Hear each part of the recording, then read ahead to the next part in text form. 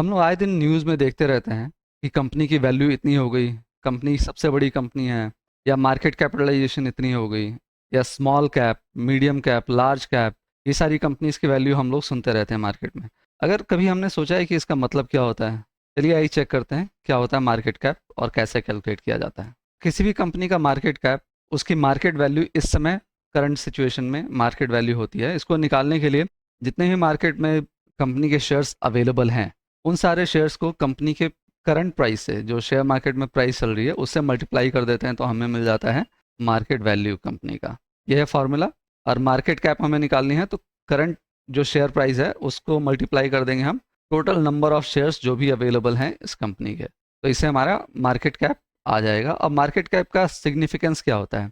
इससे किसी कंपनी की मार्केट वैल्यू या कंपनी की एक्चुअल वैल्यू इस समय अगर उस कंपनी को खरीदा जाए तो टोटल कितने पैसे लगेंगे उसको खरीदने में, ये डिसाइड किया जाता है। और जब ये पता चल जाता है तो हम किसी भी कंपनी को, दो चार कंपनीज को आइडेंटिफाई कर सकते हैं या उनको हम कैटेगराइज कर सकते हैं कि कौन सी कंपनी ज़्यादा वैल्यूएशन रखती है।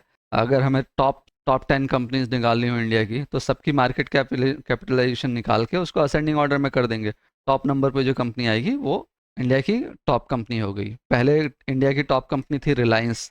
आपने सुना होगा रिलायंस का मार्केट कैप सबसे ज़्यादा था, लेकिन अब रिलायंस को छोड़ के अब हो गई है टीसीएस। टीसीएस सबसे बड़ी कंपनी है इंडिया की। अब ये तो हो गई मार्केट कैपिटलाइजेशन को कैलकुलेशन करने का फॉर्मूला।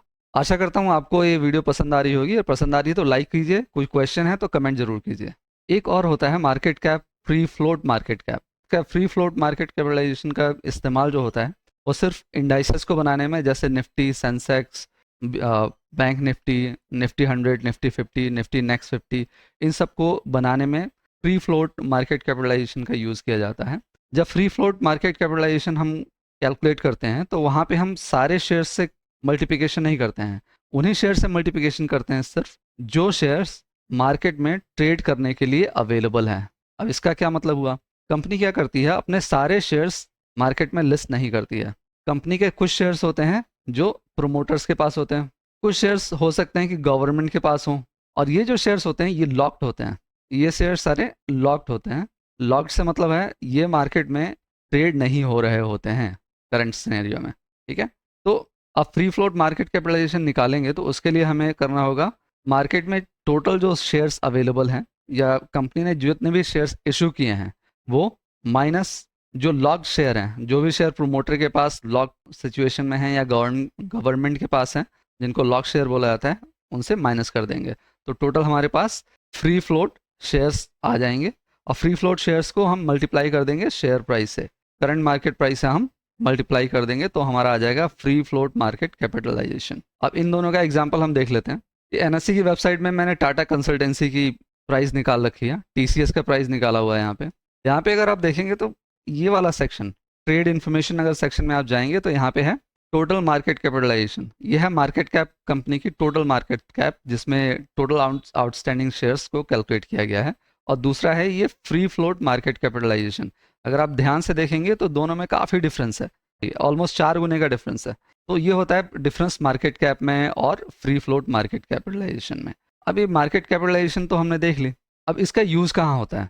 आपने सुना होगा बहुत बार large cap, medium cap, small cap, इन सारे शेयर्स में निवेश कर दो, या लार्ज कैप ज़्यादा बढ़ रहा है, न्यूज़ में आपको अक्सर देखने को मिलता है। तो चलिए देखते हैं large cap, medium cap, small cap क्या होते हैं। पूरे शेयर मार्केट में बहुत सारी कंपनीज लिस्टेड हैं। बीएससी और एनएससी को मिला दें तो ऑलमोस्ट लगभग 4,500 कंपनीज लिस्टेड हैं, 4,500 से 5,000 कंपनी लिस्टेड हैं। इनको 3 कैटेगरी में डिवाइड किया गया है। पहला है लार्ज कैप। लार्ज कैप में वो सारी कंपनीज आती हैं जो इंडिया की टॉप 100 कंपनीज हैं। इसका मतलब जो मार्केट कैपिटलाइजेशन के हिसाब से जो टॉप 100 में कंपनीज आती हैं वो सारी कंपनीज को हम बोलते हैं लार्ज कैप। लार्ज कैप काफ़ी स्टेबल कंपनीज होती हैं, वेल नोन इंडस्ट्रीज इसमें आती हैं। टिपिकली इसमें बहुत बड़े बड़े ऑर्गेनाइजेशन आते हैं जो बहुत पुराने टाइम से मार्केट में लिस्टेड हैं। एग्जाम्पल है Reliance industries, HDFC bank, Infosys, TCS, आपने देखा ही, अभी दिखाया आपको। अब आता है मिड कैप। मिड कैप में वो सारी कंपनीज आती हैं टॉप 101 के बाद से 250 कंपनीज जो मार्केट कैप के हिसाब से बनती हैं वो सारी इसमें आ जाती हैं। ये पेरेंटली मिड साइज़ की कंपनीज होती हैं जो ये भी काफ़ी स्टेबल होती हैं, मार्केट में अच्छे से ट्रेड हो रही होती हैं, काफ़ी पुरानी कंपनीज होती हैं। अब इसमें भी हम एग्जांपल देख लेते हैं। L and T finance holding, Apollo hospital, PVR, BHEL, ये सारी कंपनीज हैं जो मिड कैप में आती हैं, इनका मीडियम साइज कंपनी होती हैं जिनका शेयर मार्केट कैपिटलाइजेशन टॉप 101 से टॉप 250 कंपनीज में आता है। हमारी आखिरी में आती हैं स्मॉल कैप। अब स्मॉल कैप में वो कंपनीज होती हैं जो भी 250 कंपनीज, टॉप 250 कंपनीज के बाद जितनी कंपनीज आती हैं वो सारी स्मॉल कैप में आती हैं। ये पेरेंटली बहुत छोटी, काफ़ी छोटी कंपनीज होती हैं, इसमें मार्केट वॉलेटिलिटी बहुत ज़्यादा होती है।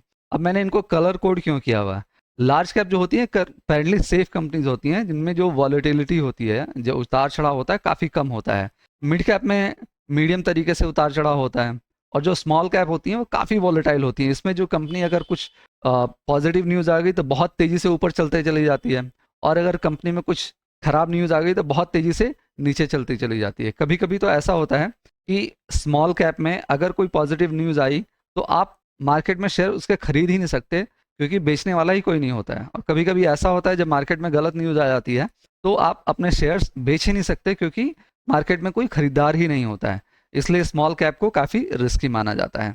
आशा करता हूँ आपको ये वीडियो पसंद आई हो। अगर पसंद आई हो तो लाइक करें, अपने दोस्तों के साथ शेयर करें, और कमेंट करना ना भूलें। जो भी आपके क्वेश्चंस हैं मैं सारे कमेंट्स पढ़कर उनके आंसर देने की कोशिश करूँगा। धन्यवाद।